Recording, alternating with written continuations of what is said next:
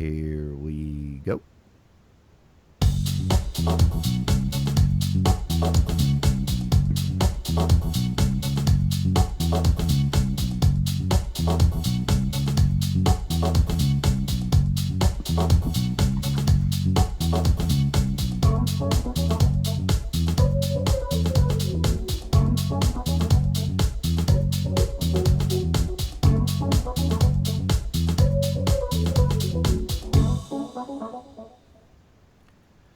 Hey everybody, welcome back for another episode of the VOD Squad, the show where we discuss streaming devices, hardware, content, whatever it is that you want to put in those beautiful eye holes of yours.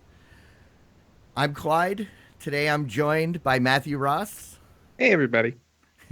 Michael Aston. Howdy y'all. And Jimmy Trammell. Hello everybody. Hey, how you guys doing tonight? Don't all talk at once. I know. Yeah.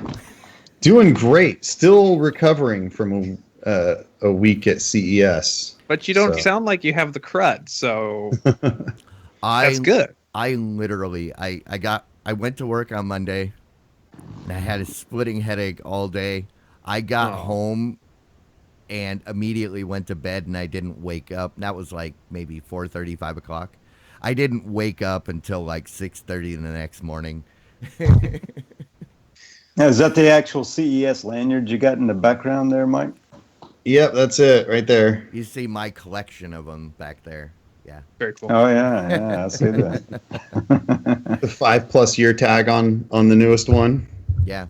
I was not expecting that. She was like, "Oh, I got to put this on there." I was like, "What are you doing to my badge?" I was like, I don't know if I want to wear that. Yeah. Oh, here comes Clyde again. Oh, yeah. Everybody. Yeah. You. I mean, Michael saw that there were some booths where they went running. Like Hisense had just like cleared out. And it's like, no more Android TV questions.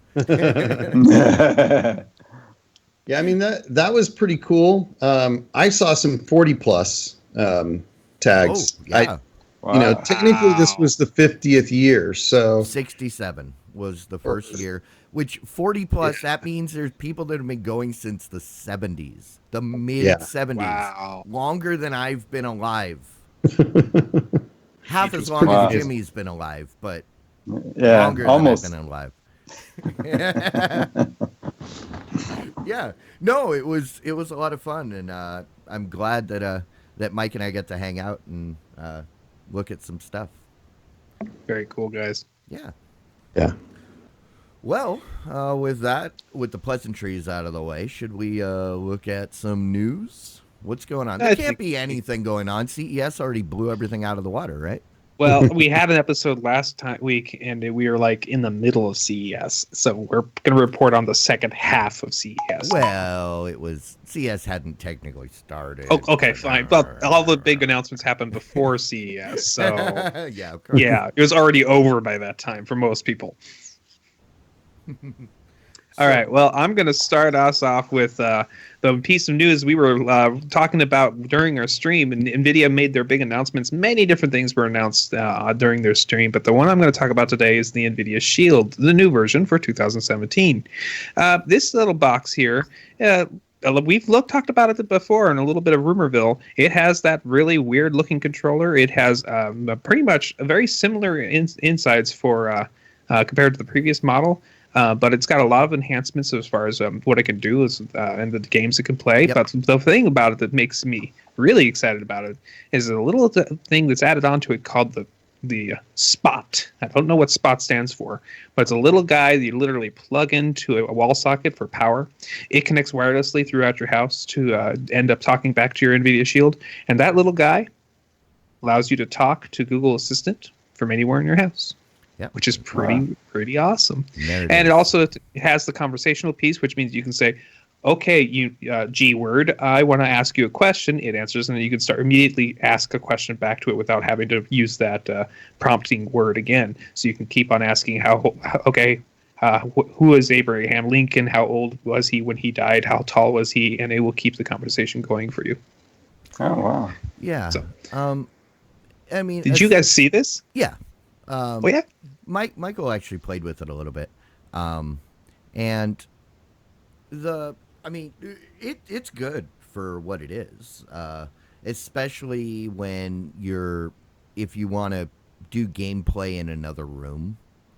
So that's what Michael was playing with, but so like Yeah. you've got a Doing this- game running on your dedicated gaming PC in your bedroom, but you can use the NVIDIA Shield to play that game in the living room, which that functionality is pretty cool. Yeah, it was pretty amazing to sit down and start playing on a 4K screen and have absolutely amazing graphics and beautiful quality. And I was like, whoa, this thing is ultra powerful. And I was like, this can't possibly be this good. And he's like, actually, you're not playing on that. You're playing on the computer that's hidden back here. But you're playing it across the network. Across the network. So it was pretty cool. Yeah. That sounds awesome. And for the person who has that ultimate gaming machine, Yeah. and they want to be able to play it in another spot in their house, that sounds great. I mean, Well, that, and I mean, that's is it worth always- $200? Well- Maybe if you are that kind of guy who spent that $3,000 for your ultimate gaming PC, yeah. Might be. And that's the thing. That's the thing about the Shield is, as opposed to other Android TVs, is this is the Android TV that is aimed at the dedicated gamer, the one that wants to be able to watch app or use the apps sometimes, but they also want to play games. I mean, because Android TV by itself does really good with Android games, but you're not going to get the same quality as you will from like something that's running on Steam or whatever the other, Blizzard, whatever. But Yeah. Well, let me ask the obvious question. So, what would be the advantage of having this box over, say, like a PlayStation or a Xbox One? well, So oh, go ahead. not one of the obvious things is that when you're looking at PC, if you're into gaming, which I am very much into gaming, PCs are always the cutting edge, right? They are When the the master Xbox race. comes out, when the PlayStation 4 comes out, their graphics capability is already outdated. So I can get a greatly superior PC setup and then be able to play games at much higher resolutions, much higher quality, and better imagery and stuff. So that's a big advantage to PC gaming. This gives me the ability to, for me, this is big because, like, say I want to play a game like Witcher 3. It is totally not child appropriate. So when I'm wanting to play it and my kids are awake and stuff like that, then I'm going to play that in my computer room and have headphones on and play the game like that. With something like this, I could then just go out to the living room and play on the big screen TV or in the movie room or whatever and play the game on the big screen TV without having to worry about moving the computer or something like that. So it gives me the ability to move around the house and utilize the same ultra powerful PC because I'm not going to build multiple $3,000 computers. Yeah, and that being said, you also got to keep in mind that a console like a PlayStation 2 or PlayStation 4 or a Xbox One, those are already connected to the TV in your living room typically. So this would not, and those will have the apps on it. So this wouldn't have an appeal to a console gamer. So it would be, but it does have an appeal to someone that is a computer gamer because you're not going to be able to pick up your computer and take it to another room. Whereas you could pick up your console and just move it to another room fairly easily. I think Jimmy makes a very valid point, though, that 200 price point versus the 250 for a PlayStation 4, that does kind of put it in a little bit of a tight spot. Well, and that's why I don't own one because I'm not the demographic. I don't think anybody here is the target demographic except for maybe Mike. Right. And I might go for it. Who knows? Well, I mean, who knows?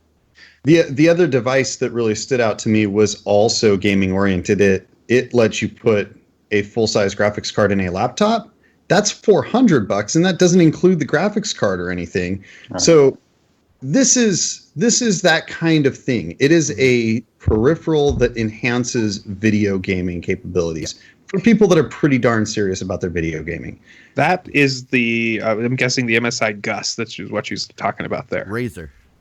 The Razer had one too. MSI, I've read something about MSI had something like that too. $400 is steep, and I bet you with competition that'll go down in price because it's basically a PCI bus and a power supply. Yes. So Exactly. those gaming enhancements for your older your machines that don't have the high-end graphics cards. I'm all for it. I think this is good stuff. Absolutely. Okay.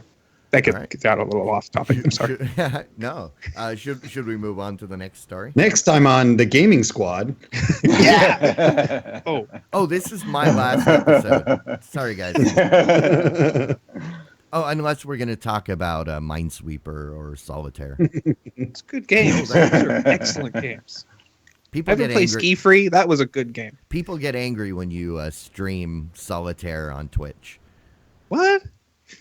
they get angry with me because I can never seem to win that game. It's like, I lose again. All right. Only if you make them use Twitch chat, though. Sorry. All right. Who wants this story? If they don't want it, I'll take it. It's an easy one. Take it.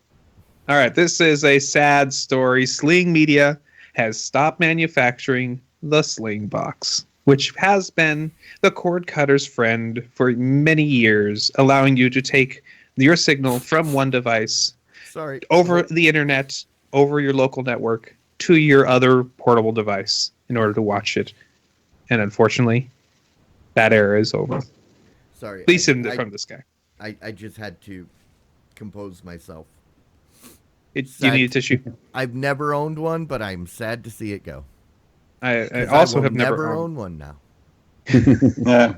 Well, same with me. I never owned one either. Yeah. But I knew people who did own one. And they loved their Sling Box, and because they get their big fancy DVR equipment and they plug it all in, they record everything, and they don't care where they are. They just watch whatever they want. I used to do that with Play On. I think I'm still paying for Play On, and I haven't used it in like 8 years. You are a subscription service company's dream. Well, no, it's like $10 a year. So whatever. And I like them, and I'm willing to just give them that $10 a year. So okay, it's okay. Yeah, I worked at Best Buy when this came out, and there was a pretty good size group of people that this was a really great solution for. People that travel a lot, that vacation a lot, or maybe even that snowbird in different locations. People that go to like Arizona for the winter. So, I mean, it's got some really good advantages. However, I will say that this didn't faze me at all. I'm surprised it's still around this long with the variety of services to get your without the cord cutting solution seems to be a lot more logical for that kind of person that travels a lot. Most of the people that I know that travel a lot, they mostly just watch Netflix or whatever while they're on vacation, and don't worry about all of the content that they might be missing because they DVR it and watch it when they get home or whatever. There's plenty to watch with subscription services to keep you entertained while you're on the road. So. Absolutely. Yeah. I think this box, it predates the streaming Netflix, right? So so before that, this came out. This would have been like 06. Right. Streaming Netflix was about 08, end of 08, early 09, right? Somewhere, right about that. Yeah. Yep. All right. Well. All right. Who wanted to talk about whose live streaming service? I could talk a little bit about it. Matt, I'll be in the news. I'm the news you're guy. You're the newscaster today. I'm We're the news just guy. here strictly for commentary. In other news, so we have had previous stories about the Hulu live streaming service coming, and we had a Christina Warren from Gizmodo made a nice story giving a very good description of exactly what she thought of the service, and she explained everything she was allowed to talk about for the show. It's going to be a service which does not require a new app. It's going to use the same app, just updated. So everybody will see the same thing, where you're going to have the same old Hulu. Then inside that, you'll be able to launch the Hulu Live service, where you will be able to stream all the live TV channels that they have available to them. There is going to be a DVR functionality inside of it, where you will be able to record stuff built into it. Apparently, there will be a limited amount of space for the default amount, and you will be able to pay for more space, which seems fine. And and she very much liked the new interface. It's cleaned up. It looks good on a phone. Has a good way of showing you other shows you might be interested in. They're learning a lot about how to do it. So it seems like that they've learned a lot from watching the industry and how it's been going. And so we might be seeing this come around hopefully in the next couple of months, and we'll start at under $40. And, I kind of expected this, and it makes perfect sense. Rather than an outsider like, let's say, PlayStation View or DirecTV or whatever, everybody knows Hulu. Everybody's already, people already have Hulu in their home. It's almost a no-brainer. If I wanted live TV, then I just say, "Oh, I already have Hulu. Let me see what I need to do to turn on that live TV." Yeah, and I have to say that of all the new streaming services coming online, this one here has me the most excited. Yeah, I find it somewhat compelling, a lot more compelling than the other current offerings, including DirecTV, which none of us have jumped to try. Right. So the wife has said, "Okay, it's official. We're going to cut our ties from the cable, and we're going to pick out our services that will fit us best." And Hulu, if it was out sooner, it might make the top of the list, but it might not be out before then. Well, so we're going to have to figure it out. That's the nice thing about online streaming services. Yeah, we don't have any contracts. There's no window. There's no contract. It's yep. Now. Yeah. Yep. Cool. So next story, we have Tableau, who made several announcements at CES this year. They announced 3 products, which I thought looked good. Tableau Droid is an add-on you can put onto any kind of, well, at first only the NVIDIA Shield, but hopefully many more different Android TV boxes, which gives you the Tableau interface and features right on your existing Android TV. This little guy is going to be is a 2-tuner unit, and I don't see a price. I don't remember if they announced one. Yeah. Oh, it was like $40. Oh, that's. Oh wait, no. Sorry, I'm thinking of the one for the Air TV, which looks exactly the same except it's white. Okay. But this one, well, that gives, if it's the same hardware, that gives us some information about the Air TV. Anyways, the Droid will be able to be, once you get it, you'll get a free 30-day subscription to their guide service, and looks like it's going to be about $4 a month for the guide after that. They also announced the Tableau Live, which is an antenna anywhere stick, kind of like your Mohu antenna, where you can stick it anywhere. This works with any. This makes any HD antenna a live stick. You can stick it anywhere? Well, I don't know. It doesn't show any pictures of how the power is hooked up to this thing. So I don't know how the power is going to get to it. But it connects you to the network somehow. And then last but not least, along with the Tableau Live, they are going to have the Tableau Cloud DVR storage available to you, which means that you will be able to connect your Tableau Live and be able to say, okay, record that show at 7 o'clock, and it will record it not anywhere in your house, but actually in the cloud for you to pull it down, which sounds awesome. Up until this point, I have never really been too super interested in the Tableau, but piqued my interest. And I have to wonder, because the antenna dongle, I gotta think it's probably the same device as the one for the Sling Air. Maybe. Because both of these devices are hooking up to Android TV. Mm-hmm. It's the same operating system on both devices. They're just, I think they're branded differently, but are essentially the same thing. Well, the tablet Droid is one of the two, and it says that works with its own two-tuner USB dongle called the Tablet Tuner, Yeah. or the Hauppauge Win TV Dual HD USB stick tuner. So Hog. Yeah, the Tableau tuner is basically the same thing. the same thing as what you're connecting to your Air TV. That's what I was saying. I'd be surprised if it's not the same exact chip, just a different outer.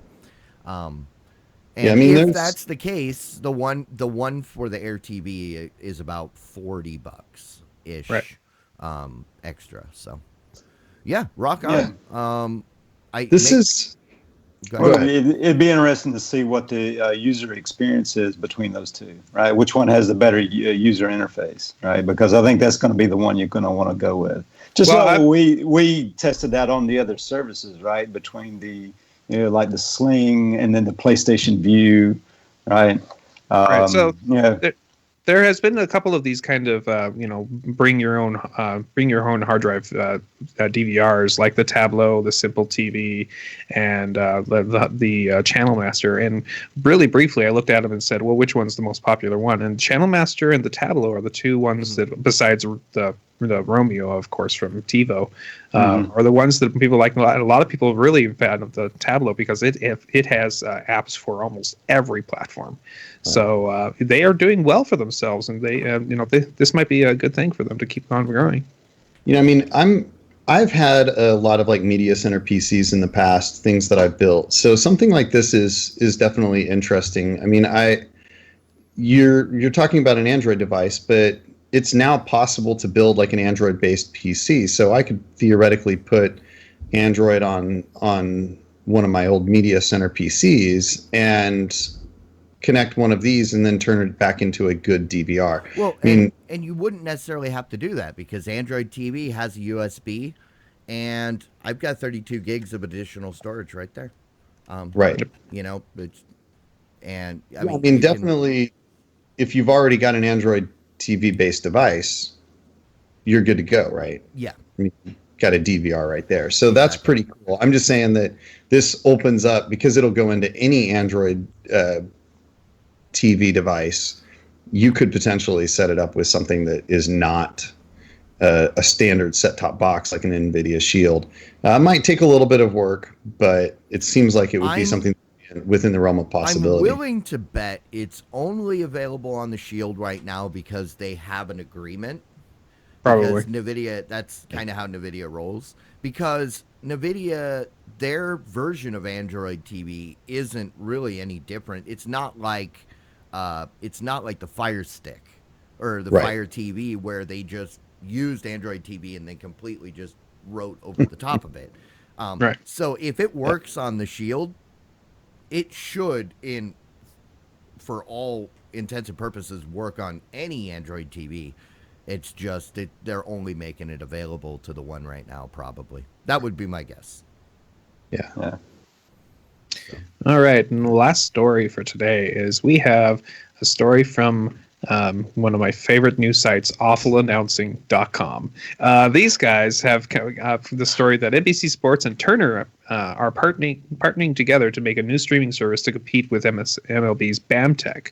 BAMTech has been the main player for many of the different sporting online streaming. If you go ahead and get like so many of these other like the of course Major League Baseball and all of the Thursday Night Football and PGA Tour, this is the company that's been providing the back end stream for all the streaming companies. To make competition for them, NBC and Turner are going to be coming in and taking care of NFL, NHL, Premier League, NASCAR, Triple Crown, and so they're going to try to take the other half of the market that they can own in order to make it. So there's actually competition in the space, and if you ask me, more competition, the better. Awesome. Well, there was one other piece of news that we didn't cover. You said the last, and that wasn't quite right. Oh. But at CES, there was a whole mess of celebrities. Mainly, Billy Blanks was there at the Monster booth. I don't know who those two jokers are next to him. But bodyguards. Obviously, those are bodyguards. Billy Blanks had the opportunity to work out with two of the biggest celebrities Yeah. to come At to CES. the Yeah. VOD Squad in quite some time. Nice. But yes, that What, you is get that Did you invite him is to the show? me Come on. and Michael doing Tybo with Billy Blanks at the Monster booth at CES. You heard it here, and this particular one, yeah, it's the same article.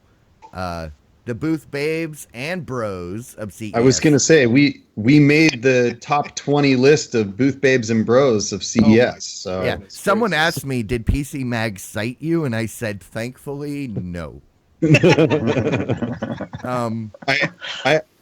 I won't say that, we probably eked in there because of Billy Blanks being the bro, No, but hey, you hey, noticed there's two of us and one of him. when he had us come up on the stage, I noticed something. There was no cameras out there.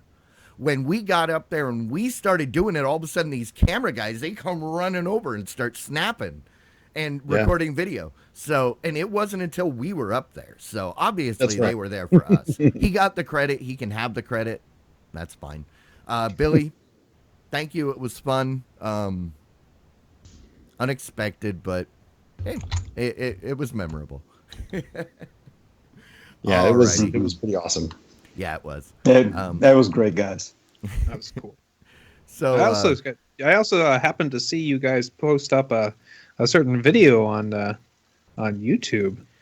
yeah, we threw together. together a quick video. It didn't quite make the cut for another show this week, but it's on YouTube if you want to go check it out. It's our 4-minute CES recap. Also on the website.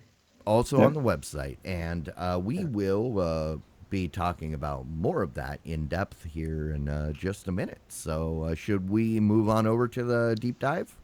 Please, let's do. Absolutely. All righty. So, hey, if you guys haven't figured out by now, there was an event last week. And me and Mike were there. And if you're seriously, if you haven't figured it out by now, check your pulse. yeah. Well, we've been talking about it for 2 weeks now. And yeah, I mean, there was a lot of cool stuff. Not a lot of it doesn't pertain to this show, so we won't talk about that stuff. But in regards to the stuff that does, where do we want to start? Should we start with the devices? Well, we weren't there, so we want to know what you guys liked the most. Go ahead and you start with whatever you felt like was the best thing there. Well, Yeah, let's start let's- at the least because I want to get it off the list. There you go.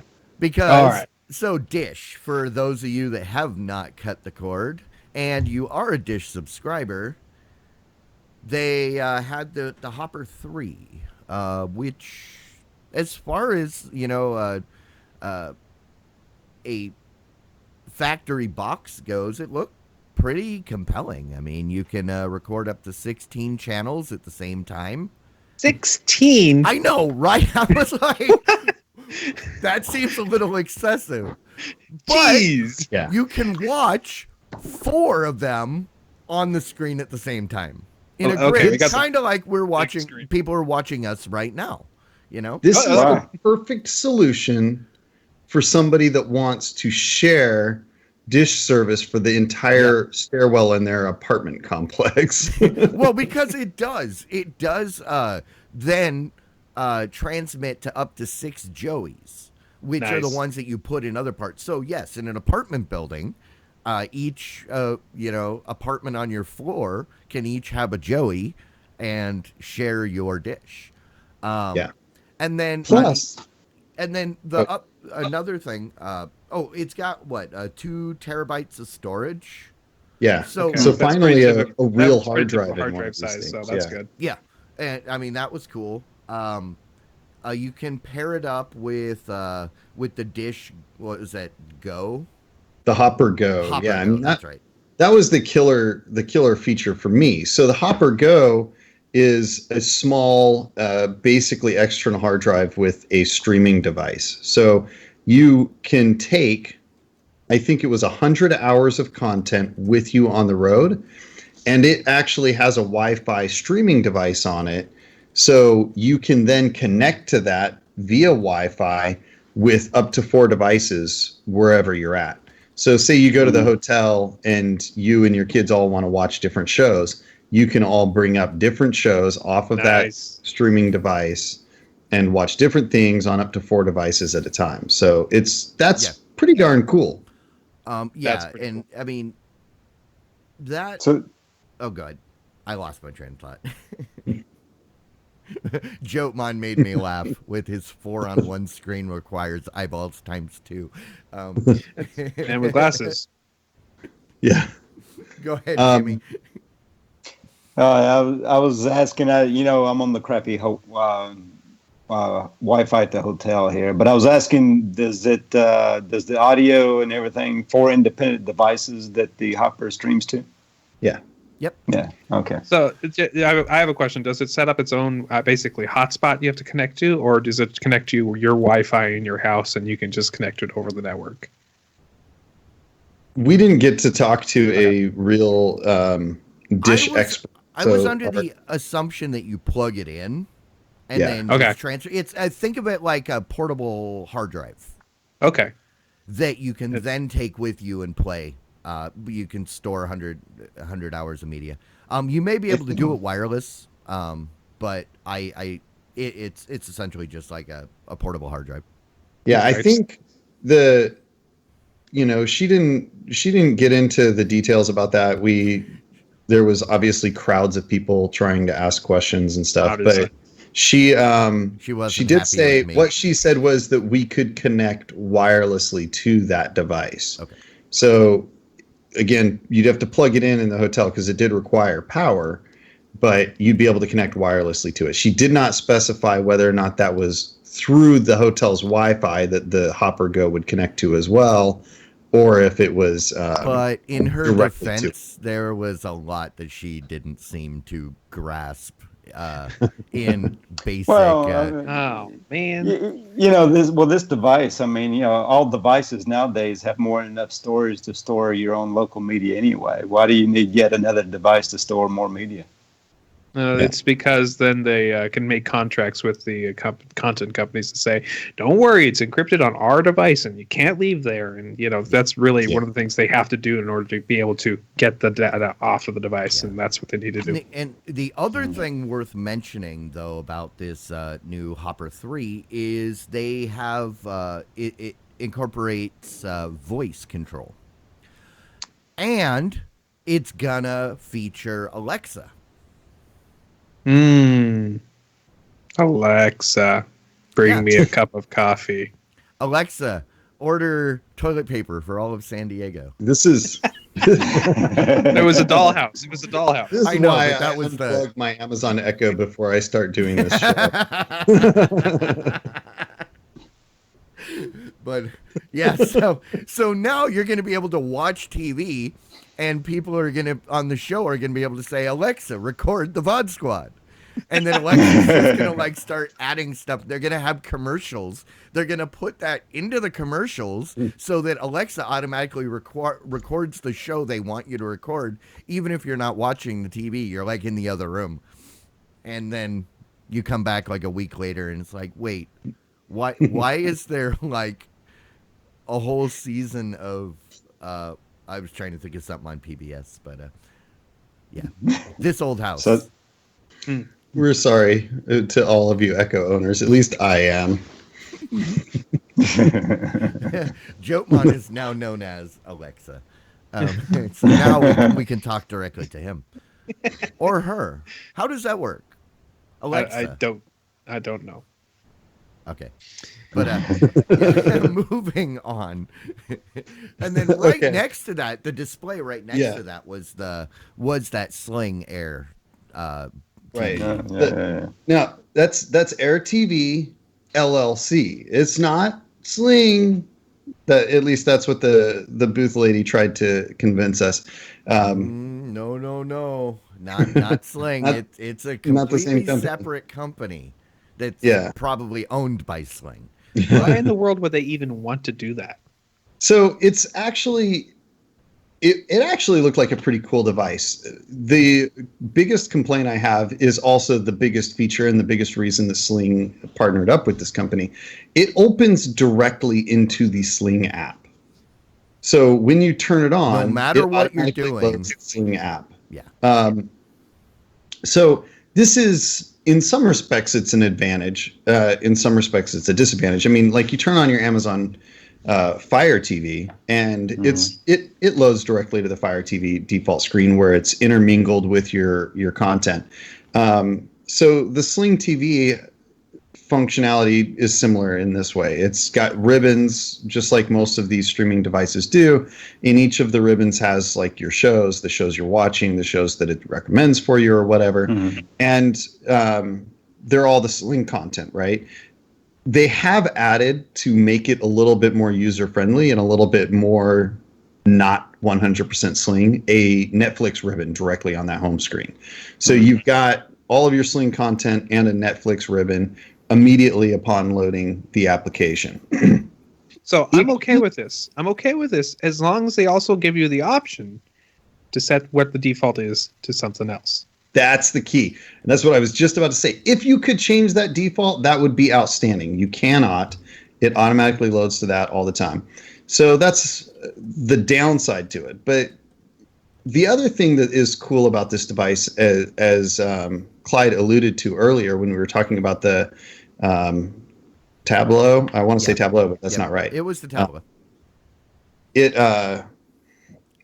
You can get a over-the-air antenna, USB dongle over-the-air antenna to plug into this and add on your local channels as well.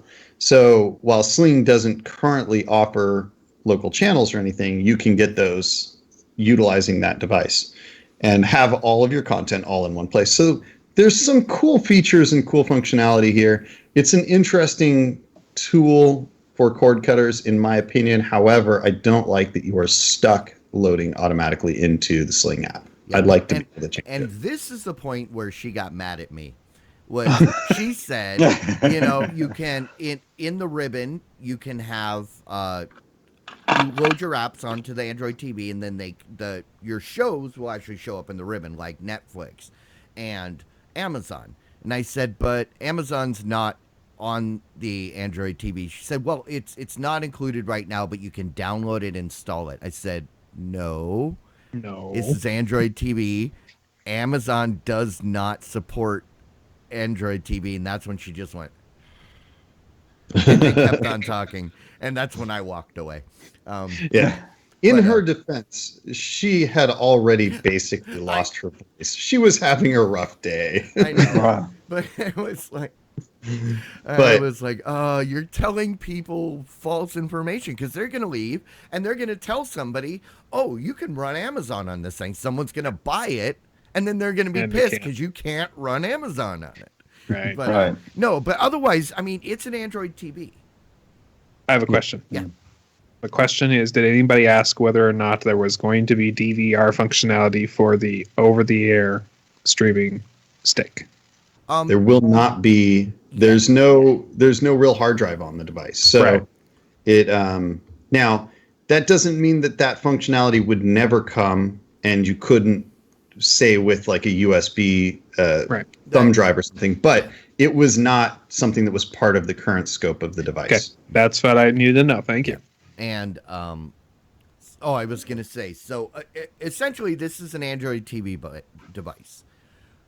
The reason you would buy this one over, let's say, the Xiaomi Mi Box or NVIDIA Shield is if you are a Sling person. If you use Sling, the app, great, awesome, because everything will incorporate in. For the most part, you'll be able to use it. If not, you're probably just going to want to go elsewhere, because based on what we're seeing from this box and from the NVIDIA Shield, we should probably be getting a antenna dongle for the other Android TV boxes that, Yeah. Yeah. I mean, the I will say that it does look like a very good implementation of Sling TV. So it looks like they thought out the user interface a little bit better than some of their other user interfaces. It's kind of ugly. Like the color choice they use, maybe it can be changed. I don't know, but it definitely looked like it was easy to navigate. And as we were strolling through stuff, it looked pretty clean and pretty usable. It reminded me a lot of the old cable guide that you'd go to like channel 2 and then it was just there, That's what it reminds me of. And you've got the blocks of the different channels and what shows are on. It's just an endless grid. So, yeah, I mean, as far as what I've seen from Sling TV, it looks good. So, yeah, if you like Sling TV, maybe looking forward to it. Should we move on? Sure. We should. Sorry. Yeah. Alexa is distracted. Yeah, one of the other devices that we saw that was worth talking about, and it was something I saw last year, and we couldn't get, but ZTE had a little portable projector. It's probably about yay big, probably about twice the size of my Android TV. I've seen these before. Are these? But I heard some of these had lasers in them. Did any of these have lasers? No, these aren't the laser ones. We'll get to the laser ones. Okay. No, this is a little portable one, but it's just a little, like, think of a Pico projector, but it's got a touch screen on the top. It's running Android. So essentially you don't need an external device. You could, in theory, stream a Netflix movie directly from that device onto the wall. And I'm doing my best not to look at the chat right now, but yeah, and I mean it goes up to 120 inches, so I mean that's what 10-foot wall. Not the brightest thing. It's a little Pico, but with the lights out and for what someone's going to use it for, like in a conference room or a hotel room or. The kids projecting something on the wall when they're supposed to be asleep. It looked pretty good. And the reason I was saying was last year, because ZTE has had some great stuff, but it hasn't been available in the U.S. And this one is currently for sale now. Best Buy, Amazon, all of those places. The only downside. It's running it's running Android, but it's running Android 4.4. What? I know. I was ice cream sandwich. Wait a minute. I mean, yeah, that's we are currently on 7 10 or 7. No. Oh, Android 7, 7.1 technically. You're right. So it's a few versions behind, and it's $450. Ow! Get a regular projector for that price. But a regular projector, you can't throw in a small bag, and you need an external source. Yeah, right? So that's the thing. You could potentially load movies directly onto it, load up Netflix or Hulu or whatever directly from it. So the price was what, Clyde? About $450. Yeah. So for an operating system you'll never be able to upgrade. Oh no, it's Android, so I mean, depending on what the hardware is, they probably can. I was going to say it's not impossible to think that it might be able to be upgraded fairly easily. Yeah, I mean, because if it's 4, 5, 6, they should be able to bring it up to Marshmallow with, at the very least. I think it depends on the chipset that's inside. And that's what I was going to say, is they shouldn't have a problem, because like my old Android TV that was running Marshmallow, it came with like 4.5, or it was around the same version when I first got it. So, yeah. And then there was a couple others that they had. So can you talk to me a little bit about the laser ones? Well, those weren't portable. Okay. So let's talk first about the one that I liked. The portable projector that I liked was one by Cinemood, and there were some really cool features about it, but there were also some disadvantages. The thing that I thought was super cool about it, though, was the fact that it was totally geared to kids. It was a small little cube. They had like really cool, silicone or whatever covers that they could put on it so that it looked really cute and fun for the kids to play with. Intended to really just for them to sit down and project it on a wall wherever they're at and just kind of hang out and watch. It had storage on it, same kind of thing. It had a full operating system on the device, so you could store your cartoons or shows for your kid. It came preloaded with a whole bunch of stuff. None of it looked particularly compelling, though some people may know the cartoons and stuff, but you could put your own video on it and stuff like that. And I mean, it looked like it was a fun little really toy, though the price and I figured out why, and I looked into it a little bit, and I've got it up on the screen now. So the Cinemood Storyteller by itself is $450. Yeah. Okay. Wow. Well, with a combo, you get to choose one of the cases, and I couldn't figure out why each of these cases is $50 each. That's because the content is actually loaded in the case. Oh. So the blue one gives you Kickory, the monkey gives you Hoopla Kids, and the green one gives you Om Nom. So that's why it's $449 by itself. And then if you get the package with all of the skins, it's $645. Right. I mean, it's got a couple funky features, like you can just turn on the light, and then it's got a training mode to teach kids how to do like the shadow puppets and stuff. Yeah. But no, the price is a killer for me. I might be able to swing $450 for the one that's got Android built in that I can do basically anything I want. Not the one where you're just stuck with the content until you put a different skin on it. No, he did specifically say that you could add any of your own content as well. So those skins do include some custom content that, I mean, I've never heard of them, but maybe there is a particular audience that would be really excited about some of those items. But it definitely comes with a bunch of really cool, maybe really cool is an exaggeration, some very interesting features. Night lamp, digital audio books, the shadow puppet things and stuff like that. So those are kind of fun little toy type things. This is really geared towards younger kids. I mean, we're talking 3-year-olds. But that goes back and then up to maybe 5. Yeah, that goes back to my point about the kids. Are you going to give your 3 to 5-year-old a $500 device? Right.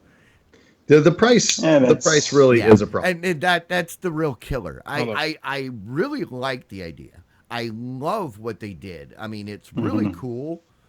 Unfortunately, the price is just not. I mean, the decision would be 5 Rokus or one of these. Right. 5 Rokus. well, actually,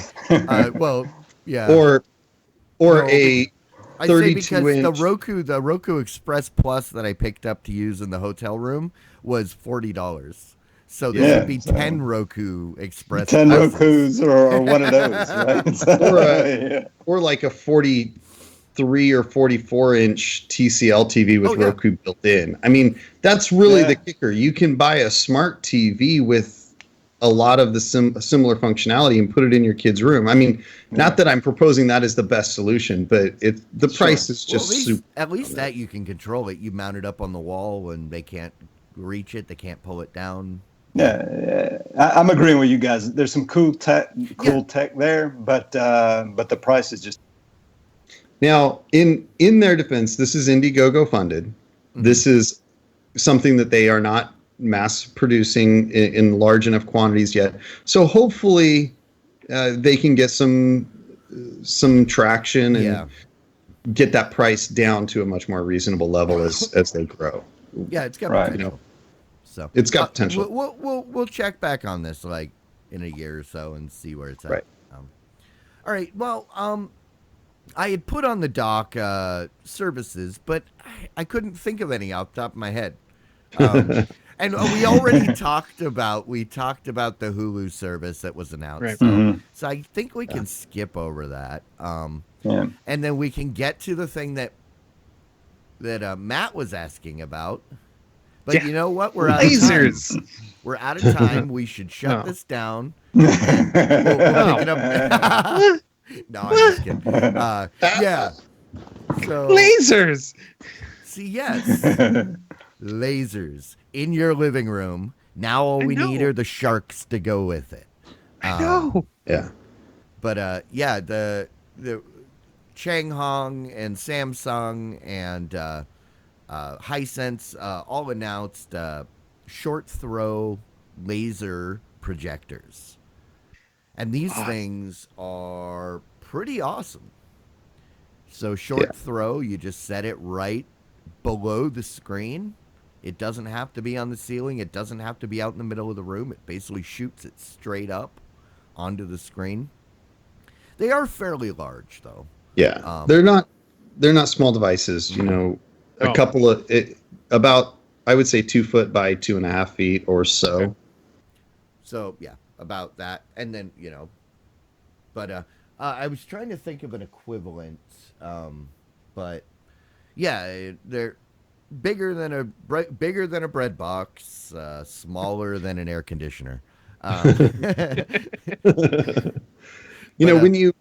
When you pair them with a proper screen. So the key here is that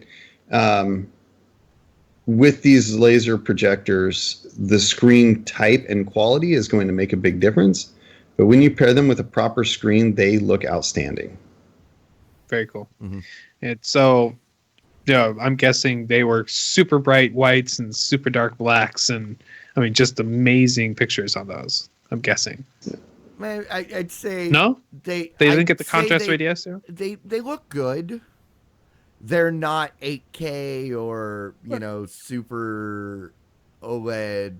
Right, awesome but most 4K. projectors are, they're projecting that all white light, and they're blocking as much as they can to make it as dark. And this is a laser, so I'm guessing they're not even shooting anything out where that's going to be black. So you actually get as dark as you can get on a projection surface. That's what I was gonna say. It looks good. It's not the best, but I'd say it's probably the best projected image I've seen. Okay. I agree with that. It's definitely the best projected image I've seen. I would say it sits somewhere between a standard like 4K or high quality 1080p LCD TV or LED based TV but not all the way to like the new Quantum Dot. Definitely not OLED quality. No. Probably not even to the level of the current the lower end HDRs. So it's kind of in that general range. Yeah, the benefit you get, and this really comes down to the you sacrifice a little bit of fidelity to get that giant screen. And right, and anywhere you want. Absolutely. Yeah. Now most of the I was going to say this isn't one that you're going to pick up and take with you. Yeah. Right. They were projecting 98-inch screens in most cases, 96, 98-inch screens. So we're talking a very large image. And it looked good. Yeah. However, on the other side is the price. I mean, they're also rather expensive too. Okay. So I didn't actually hear a price on any of them. I did hear the Hisense lady saying, and I missed the part where she said what their price was. She said something along the lines of, our price is so much more affordable than those other devices you'll see around that are comparable for $40,000. So I don't know if she was specifically, because she said here at the show. So I don't know if she was specifically referring to the fact that like Samsung's is $40,000 or whatever, but it was. And then also, I mean, this isn't a device that's like, I don't think it's going to be on the market anytime soon. It's more of a proof of concept at this point. Right. So there's definitely room to come down. Yeah, they should be able to, at that price, they should be able to sell at least a couple of handfuls. Let me check out this one that Jotman put in the Yeah, chat. looks like 8,500. That, but I want to make sure that's like the same thing though. Sorry. It's okay. No, the Epson is one of my favorite projector brands. That's what we use at our schools, and they are wonderful for the price. I can get them really cheap. They're according to Engadget, that one, the Hisense one, was $13K. Okay. Yeah. Oh no, joke man. This the Epson one that you listed. That's a traditional. So that would be different than these new laser ones that fire up the short throw. So this is a large venue. Can you pull that one up, Clyde? Yep. I'm bringing it up right now. So that's Engadget said it was $13K, and it promises 100-inch 4K quality screen. So 100-inch. I think I remember seeing 4K screens of that size a few years back for a mere like 120K. So, so this is an improvement over the actual what it would actually cost to make an LED screen of that size. Yeah, and it says, let's see. I was just looking through to see if there was about $13,000. Yeah, but for the comparable standard television, you're looking the $2,000 to $6,000 range for 75 inches. For 75 to 86. Right. Now, I will say that, and Clyde alluded to this with his comment, but we saw this in CES, not like in a booth or a dark room. This was on the showroom floor, and it still looked rather good with a fairly significant amount of light. So while I wouldn't probably use this in a brightly lit living room, it would look good in most rooms. Yeah, very cool. So I'm excited about the technology, mostly because projection technology hasn't changed much in several years. So this sounds like the first real big change we've had in a while. So I'm excited to see it come. Hopefully it comes up cheaper. Yeah, absolutely. And then, so like you guys asked about at the top of the show, there were 8K televisions. Now, be honest with me. You've seen, of course, a 1080p display, looks pretty good. You've seen 4K, looks amazing. 8K, seriously, is it that much better? If you can't hear his rocks in his head rattle, he's shaking his head. Yes. I said the same thing when I walked up to it. I went, 8K, okay, and I went,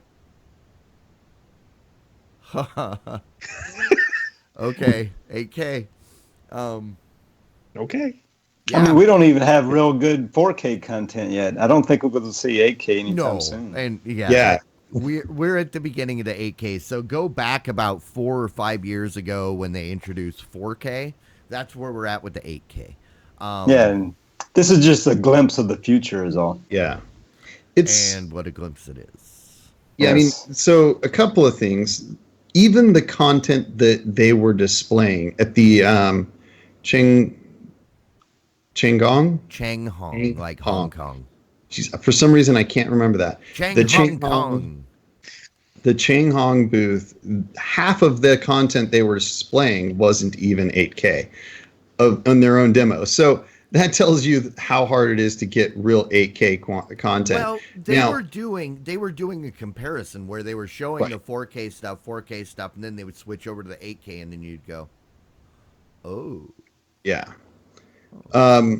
The 8K stuff, when it's actually 8K content on it, you can literally put your face inches away from the screen, like 3 or 4 inches away from the screen. And at least without my glasses, I could not see any pixels at all. One of those screens? And that's at 98 inches. One of those screens still has a smudge from my forehead as I put my eye up against it.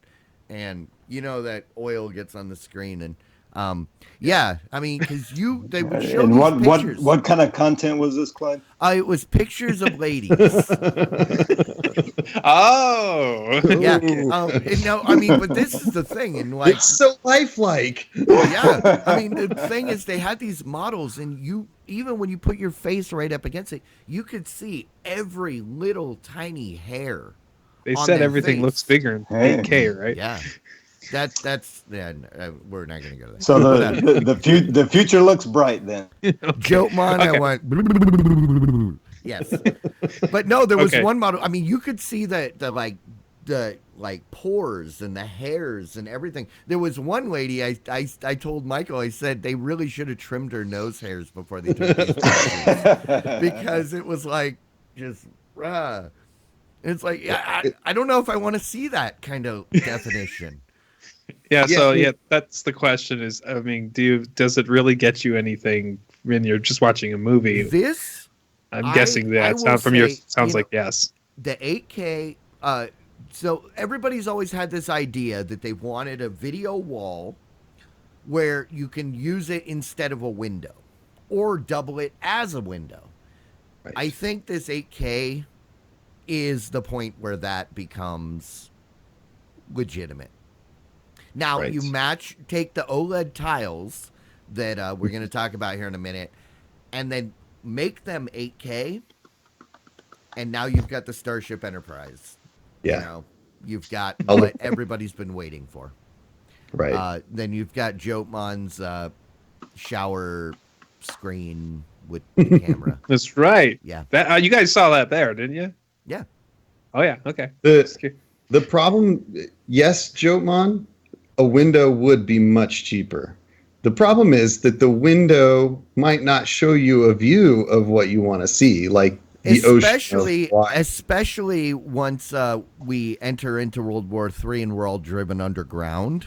So, and then we're gonna need these 8K OLED walls to remember what the world used to look like. But It could be the solution to SAD, which you're familiar with up there, Matt. Seasonal affective disorder, right? Yep. Just saying. Well, No more winter blues in the Northwest because you've got the summer, the Phoenix summer shining through your wall. We'll see about that. I don't know.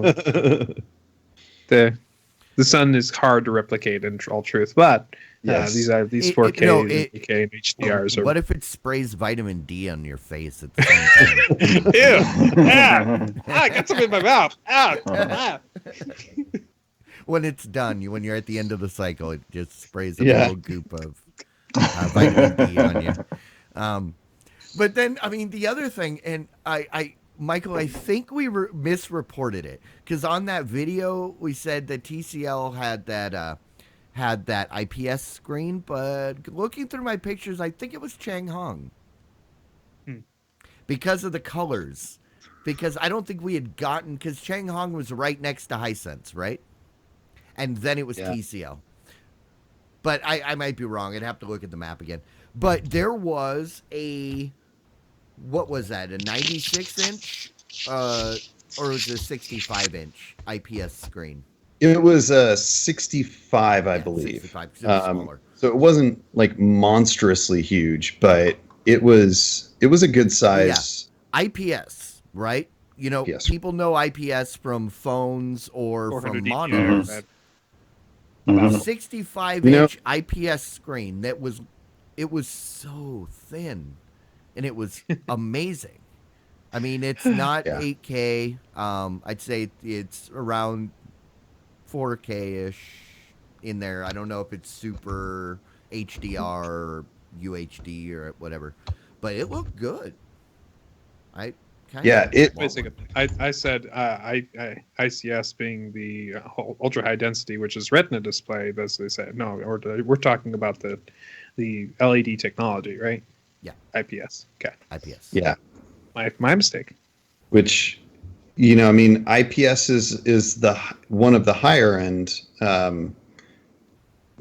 technologies for LED monitors or LCD monitors, and so it has ultra high quality color reproduction and color gamut, right? So they tend to look extremely good, and the image quality on that is Who's that? Sorry Not about me. that.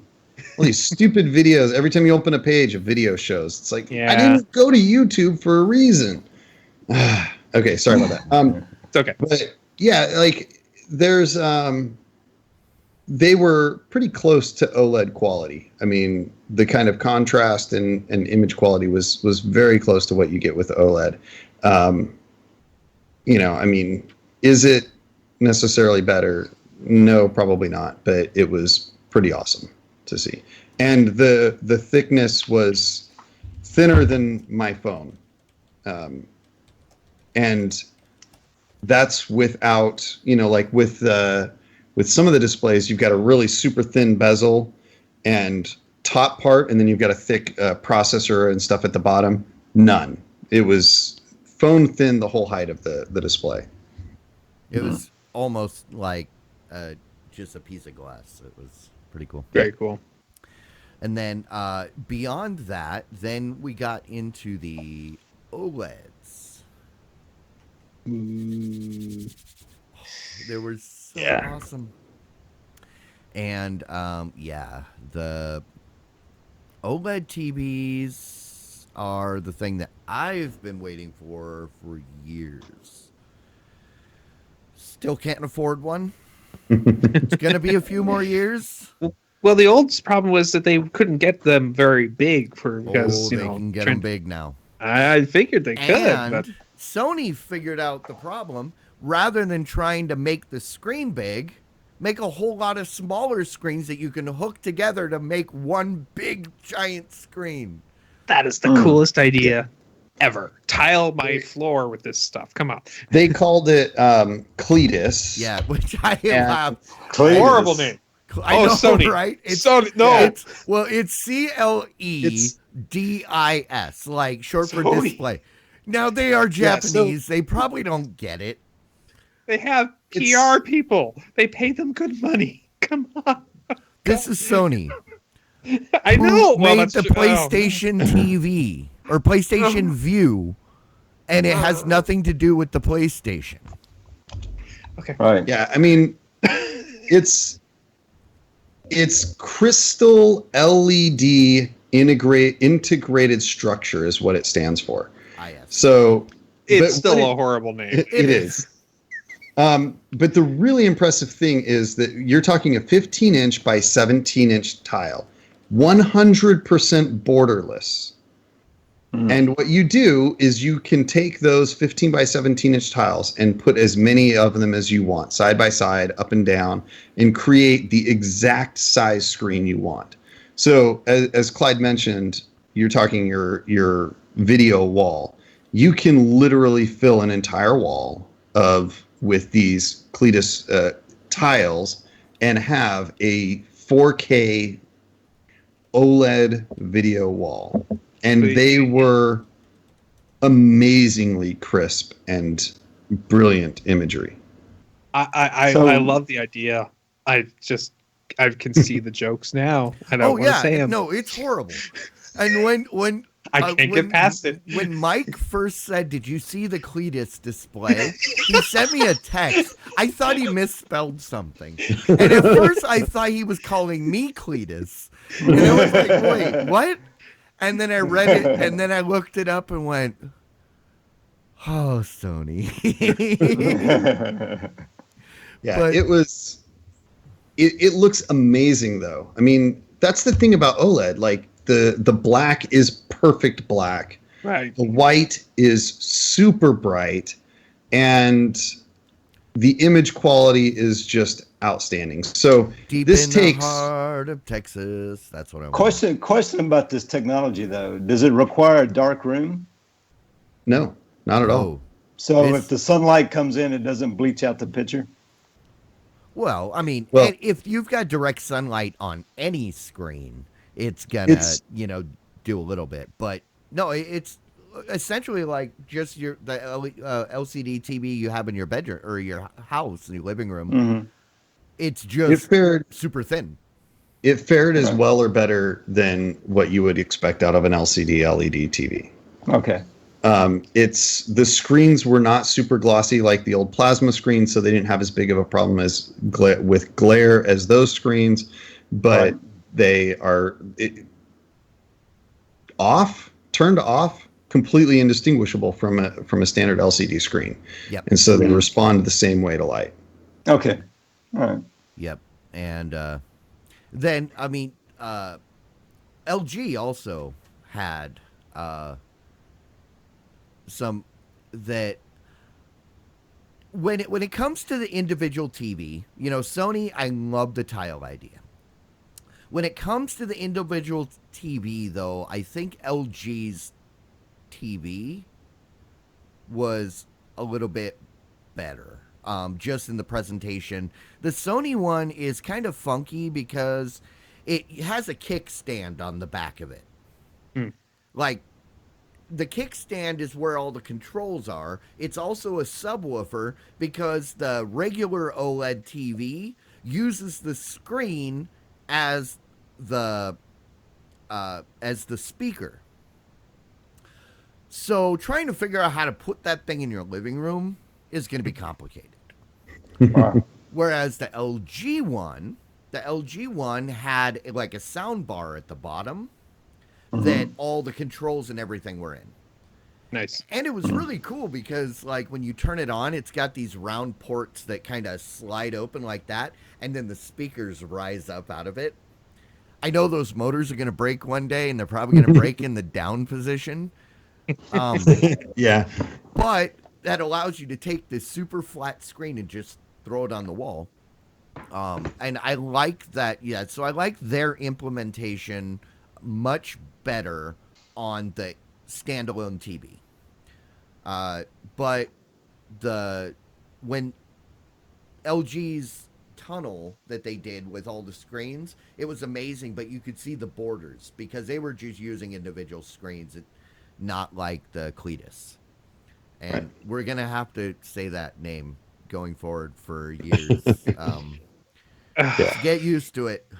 You've got a President Trump and a Cletus TV. Oh. I would say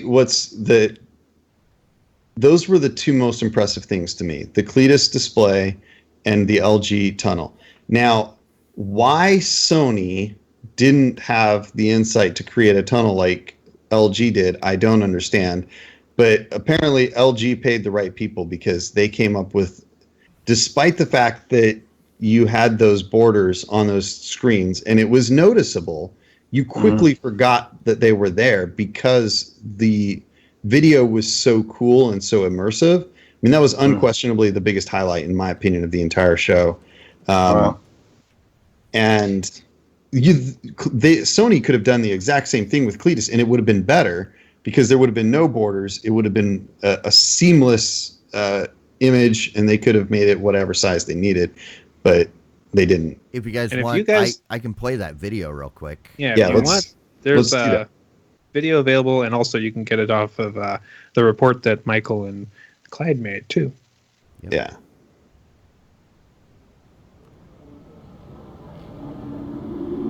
So this was that tunnel. And you got to stand, like, underneath it, inside, and it was crazy. Actually, this is a different video than we saw. Yeah, I didn't get to see this video. This is cool. But there's the points where it's like super bright. And like right there, you can see the bezels. Right. Yeah. This is, a just much higher resolution version of the old tunnel at Vegas when you were on the strip. Right. So, but Yeah. very cool. The difference is, you're right, but the resolution and the image quality makes a world of difference. I mean, there are points where you actually, because it goes all the way to the ground, it's all around you. Like when it's spinning through space, which I think is coming up here in a second, you actually start to get a little bit of vertigo.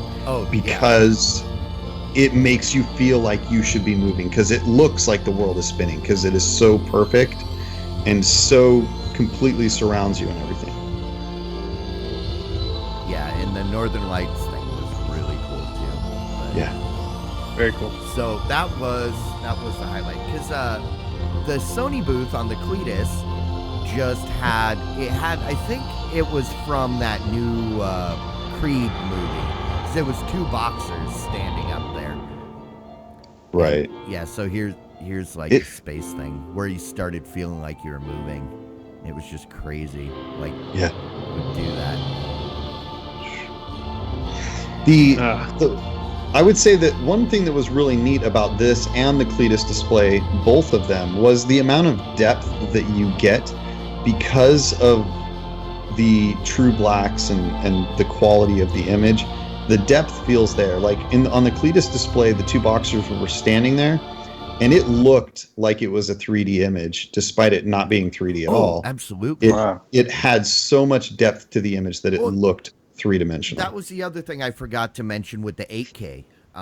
With the 8K screens, it was a lot of the same thing, where there was the perception of depth, even though because of the clarity, there's a perceived depth that you would normally only see from like a 3D.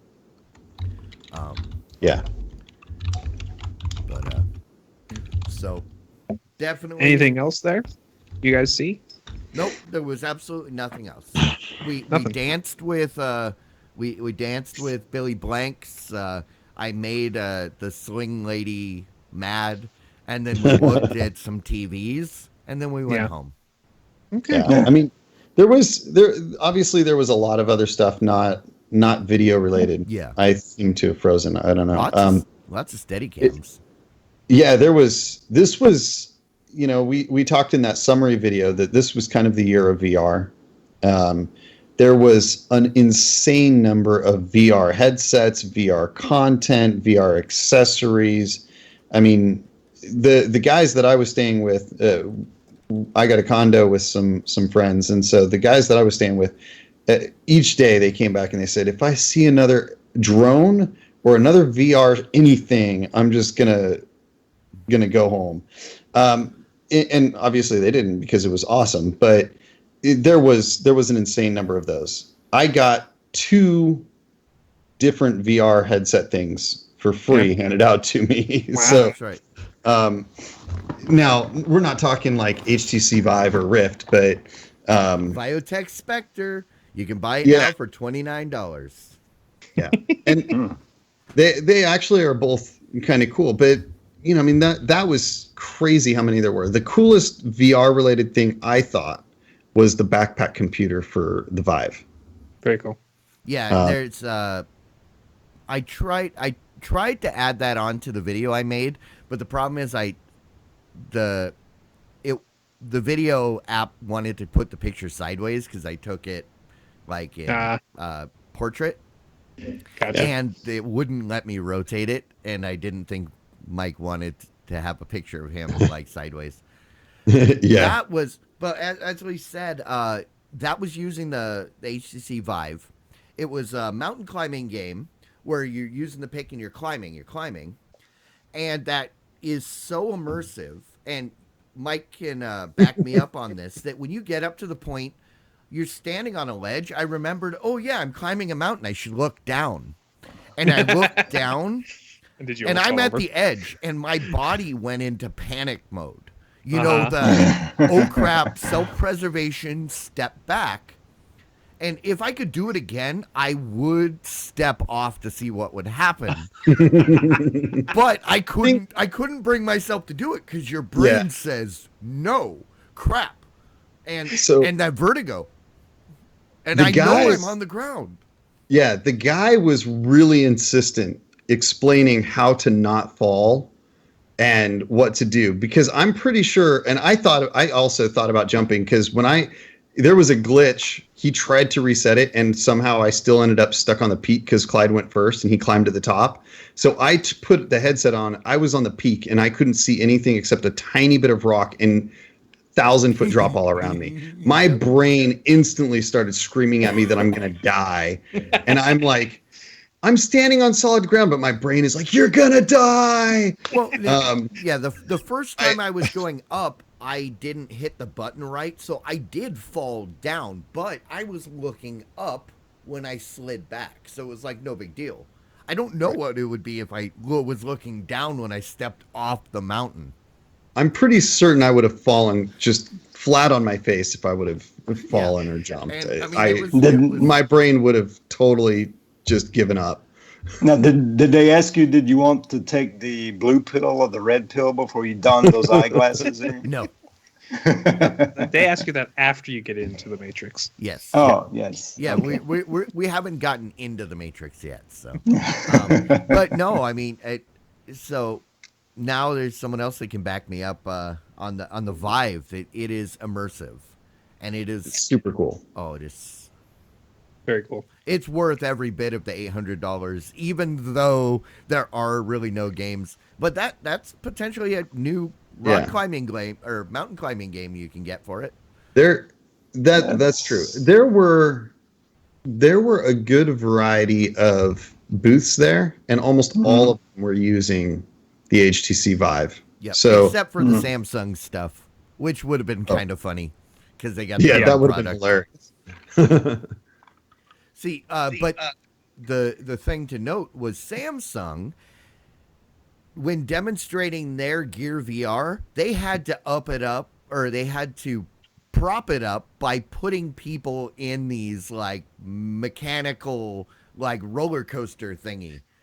The headset by itself wasn't good enough. They had to like physically throw the person around and flip them and stuff. And yeah, I mean, I didn't get to try that because the line was always so long that it just didn't seem like it was worth it. But I would say that probably would have been pretty cool to add the physical sensation of moving to the visual sensation of moving. I would have loved to have done that.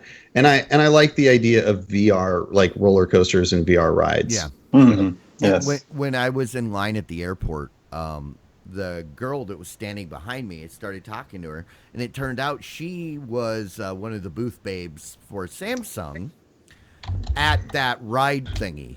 And she said, did you go on them? I said, nope. She says, I did. I said, oh yeah, how was it? She says, I just about threw up. and that's the thing that's the problem I have with the VR headsets, where it tells you you're moving, but your body is like, I know I'm not moving. Right. And you get so disoriented. Yeah, and if you can't get up and walk around and move, and so some of the VR roller coasters out there, I think, make a lot of sense because you are moving and you are seeing movement through the VR. You're just seeing different things like a battle in space or whatever. I wonder if that forward experience with the VR headset and the movement would have been nauseating because you aren't actually moving forward. It's just giving you vibration and side to side jerking and stuff to enhance it. Yet because you're seeing the movement, but you're not actually moving. I wonder if that just would have caused VR sickness. And she could have just been like really bad at moving rides. Yeah. So, what was it? Oh yeah, body can't live without the mind. But no, I mean there was a lot of cool stuff.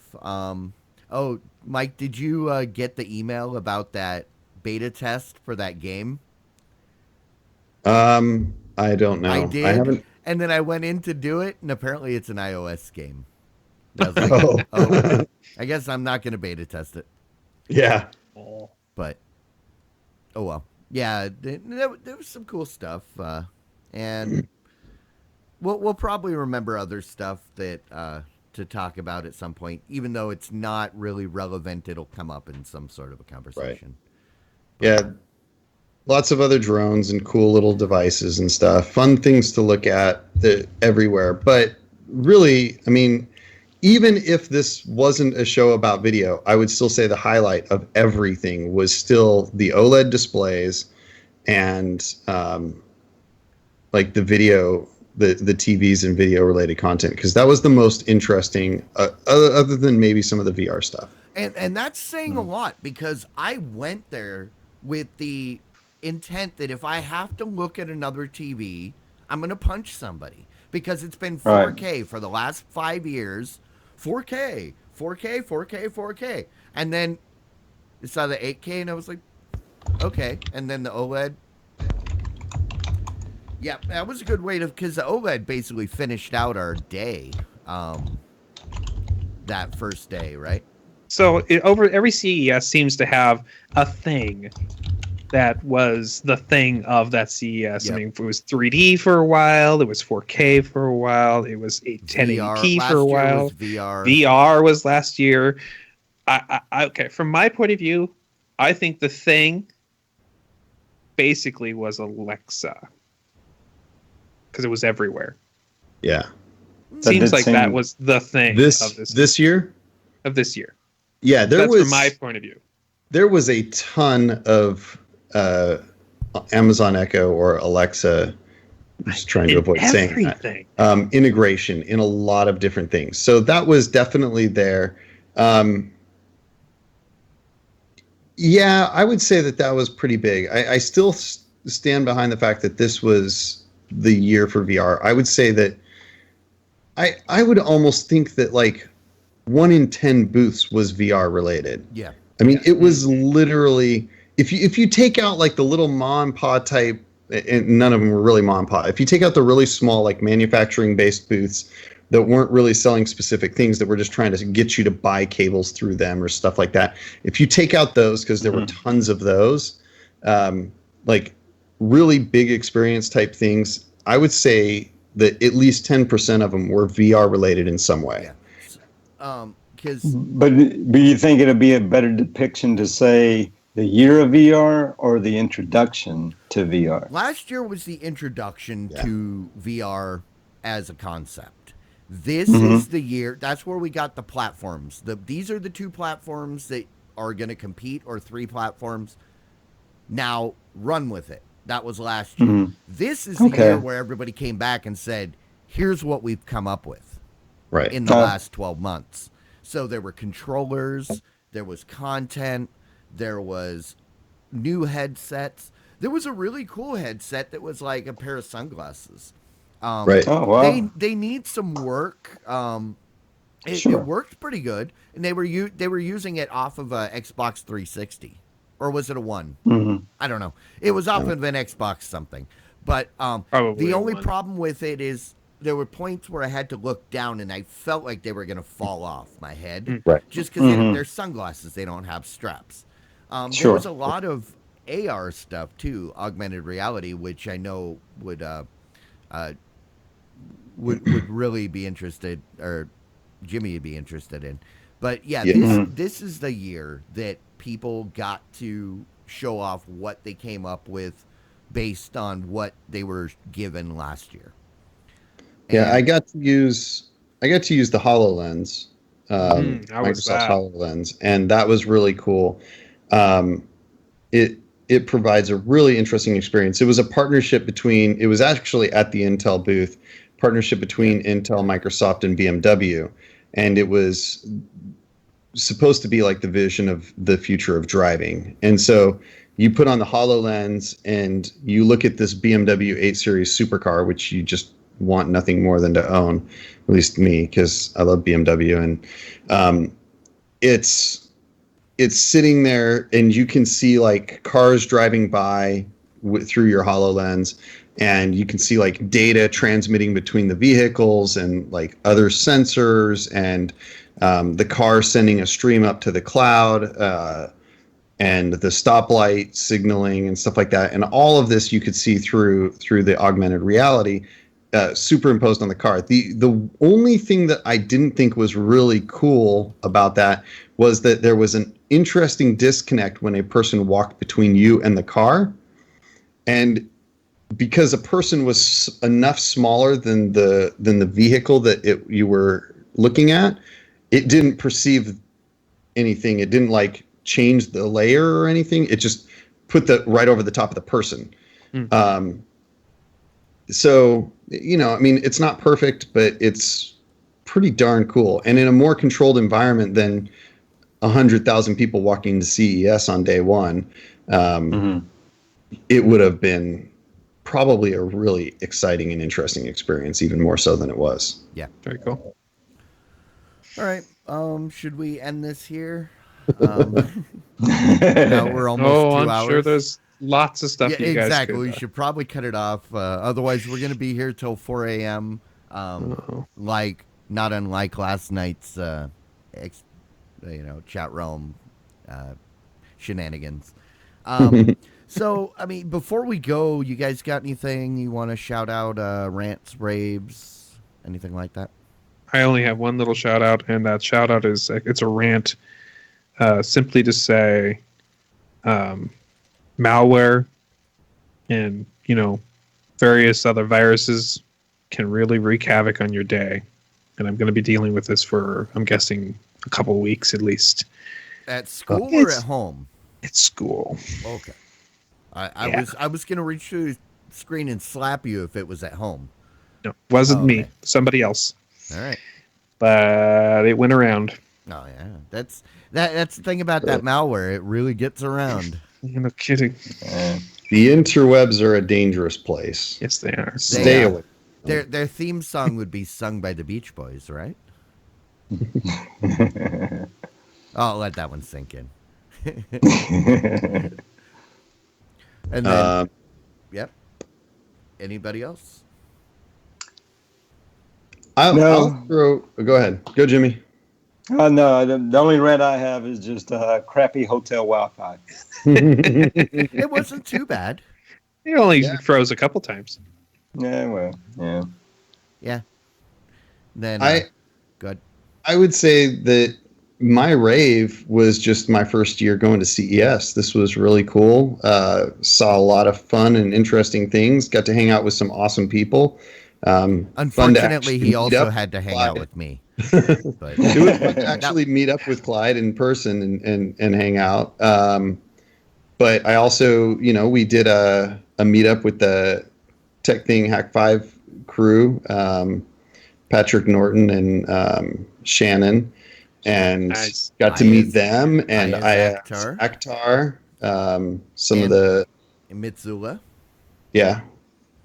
So that was really cool, getting to meet some of the Diamond Club people and some of the tech royalty. Tech royalty, yeah. I mean, these are people I've been watching and paying attention to for so long. I feel like they're like legit celebrities. So yeah, it was pretty awesome. And my introduction to Patrick Norton was, he and I had a conversation for 20 minutes about why we don't drink. And it was just stories of why I don't drink anymore. But yeah, no, it was cool. And we went to see Shannon and Patrick, and then I wasn't sure if Mitsula was going to be there, and was totally just caught off guard when Ayaz introduced himself, and was like, oh wait, oh crap, hi. But yeah, everybody was really cool. Very cool.